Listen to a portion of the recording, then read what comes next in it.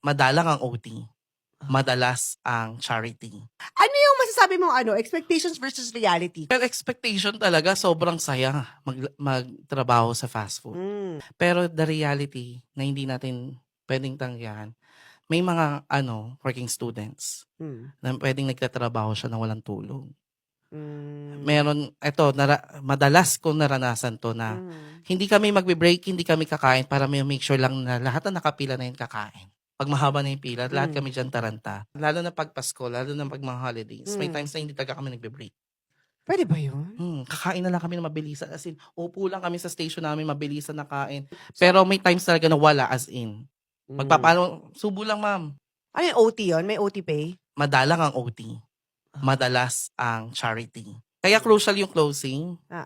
Kasi pag closing or may pre-closing na tatawag, doon may diskarte na yung mga crew na binababa na or nililinisan na yung ibang mga gamit. Pag nag-closing kasi, lilinisan mo lahat yan. Tapos i-check ng manager yan kung malinis. Pag hindi, uulitin mo. So, kunyari, ang shift mo lang is until 10 p.m., let's say 10 p.m., pero umuwi ka or natapos ka ng 12 a.m., yung 2 hours mo, hindi naman bayad yun.